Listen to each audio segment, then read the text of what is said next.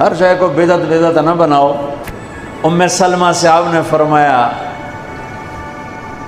ام سلمہ آج ایک فرشتہ ملنے آ رہا ہے بہت خاص، کسی کو دروازے کسی کو اندر نہیں آنے دینا۔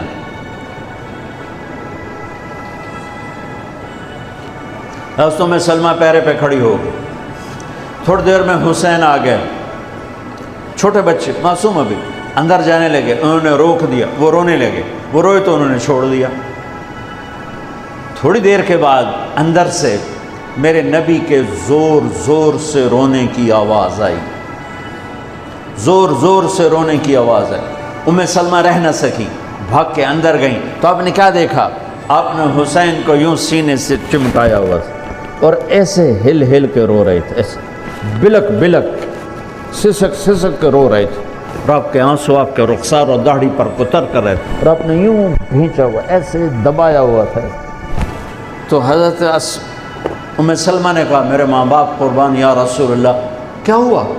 آپ ایسے تڑپ کے کیوں رو رہے ہیں؟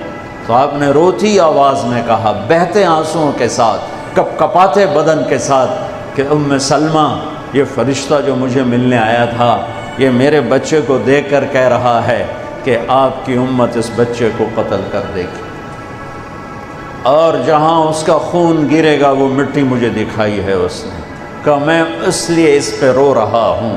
ابھی تو وہ شہید نہیں ہوئے اور رویا جا رہا ہے، تو ہم تو ان کی شہادت پہ روتے ہیں بھائی، ہم تو ان کی شہادت پہ روتے ہیں، اور یہ قیامت تک روتے رہے گی ان دنیا۔ قیامت یہ اللہ کا نظام ہے، اس نے کربلا کے واقعے کو یوں کر دیا جیسے ہر سال آج ہی ہوا ہے، آج ہی حسین شہید ہو رہے ہیں، آج ہی عبداللہ کا سر کٹ رہا ہے، آج ہی زینب کی چادر کو پھاڑا جا رہا ہے، آج ہی لاشوں کو گھسیٹا جا رہا ہے۔ وہ میں حیران ہوتا ہوں، ٹیپو سلطان سرنگا پٹم میں شہید ہوئے، دشمن کون انگریز کون کافر، تو برطانوی لشکر نے ان کو توپوں کی سلامی دے کر دفن کیا اور عزت و احترام کے ساتھ دفن کیا، اور میرے نبی کے نواسے کی لاش کو ان کم بختوں نے کفن بھی نہ پہنانے دیا، جنازہ بھی نہ پڑھنے دیا، دفن بھی نہیں کرنے دیا۔ اگلے دن بنو اسد کے بارے میں پتہ چلا عمر بن سعد کو، تو راتوں کہ وہ ان کو دفنانے والے ہیں، تو راتوں رات ان کو بغیر جنازوں کے مٹی میں دبا دیا اور اوپر پانی چھوڑ دیا کہ کوئی پتہ ہی نہ چلے حسین کی لاش۔ بنو اسد کا بوڑھا آیا، اگلے جب پانی خشک ہو گیا وہ آیا اور اس نے مٹی اٹھا اٹھا کے سونگنا شروع کی، سبحان اللہ، سونگ رہا ہے سونگ رہا ہے سونگ رہا ہے، ایک جگہ کی مٹی اٹھا کے سونگا تو اس میں جنت کی خوشبو تھی، تو تڑپ کے بولا یہ میرے نبی کے نواسے کی قبر ہے، یہ میرے نبی کے نواسے کی مٹی ہے، کہ وہ جنت کے سردار تھے تو قبر بھی جنت کی خوشبو پھیلا رہی ہے اس کی، حالانکہ بن دیکھی بات ہے، کیونکہ انہوں نے راتوں رات ان کو دبا دیا کہ ان کا جنازہ بھی نہ ہو، لعنت ہو ان کی قبروں پر، ان کی ہڈیوں پر، ان کی روحوں پر، ان کی مٹی پر، ان کے خاک پر۔ سمجھ میں نہیں آتا، نبی کے گھر کے کتے کی بھی ہم تو عزت کریں گے اگر آج ہمیں پتہ چلے یہ نبی کے گھر کا کتا ہے۔ ان کم بختوں کے سامنے نبی کے نواسے کھڑے تھے، نبی کی نواسیاں تھیں اور نبی کی اولاد تھی، اور ان کے دل ایسے پتھر، آنکھیں ایسی اندھی، کان ایسے بہرے کہ انہیں ایسے تلوار چلائی جیسے سامنے کوئی رومی لشکر کھڑا ہو، یا جیسے سامنے کوئی فارسی لشکر کھڑا ہو۔ اتنے عظیم ہستیاں میں کہاں سے بیان کروں؟ یہ وہ نسب ہے جس کو اللہ آدم تک محفوظ رکھے ہوئے ہے، اور میرے نبی نے فرمایا کل سبب منقطع الى يوم كل نسب وسبب منقطع الى يوم القيامة الا نسبي وسببي وسأبلها ببلالها۔ قیامت کے دن ہر رشتہ ٹوٹ جائے گا، ہر ناطہ ٹوٹ جائے گا، ہر سبب ٹوٹ جائے گا، لیکن میری آل کے ساتھ رشتہ باقی رہے گا، نسب کا رشتہ باقی رہے گا، سبب باقی رہے گا۔ میں اپنی اولاد کو پانی پلاؤں گا، میں نے اپنی اولاد کی سفارش کروں گا۔ اس لیے میرے بھائیوں، ویسے تو کسی کے عیب نہ دیکھو، کسی کی برائی نہ دیکھو، پر سادات کی برائی، وہ شیعہ ہو، وہ سنی ہو، وہ بریلوی ہو، وہ اہل حدیث ہو، جو بھی ہو، وہ اگر میرے نبی کی اولاد ہے تو ان کے پاؤں چومو، ان کے ہاتھ چومو، ان کا ماتھا چومو۔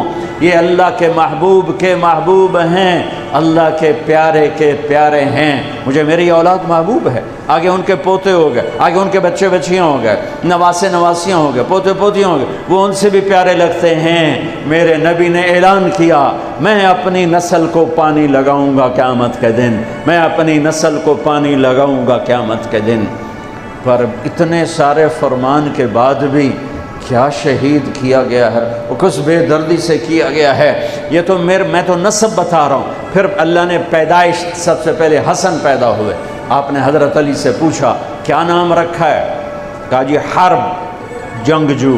آپ نے کہا نہیں، اس کا نام ہے حسن۔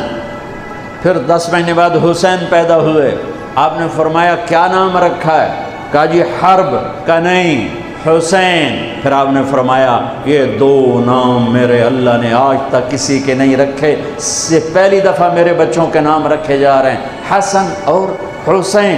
پھر آپ نے ان کو گڑتی دی، اپنا لعاب، اپنا حسن کو بھی حسین کو، دونوں کو اپنا لعاب نکالا اور حسین کے منہ میں ڈالا۔ اور ایک ہفتے دونوں کے ساتھ یہ کیا، ہفتے کے بعد بال منڈائے، عقیقہ 2 چھترے ذبح کیے، حسن کے لیے بھی 2 چھترے ذبح کیے، حسین کے لیے بھی عقیقہ فرمایا، گود کھلایا، حسن کو اٹھایا، انہوں نے پیشاب کر دیا، آپ ہلے نہیں۔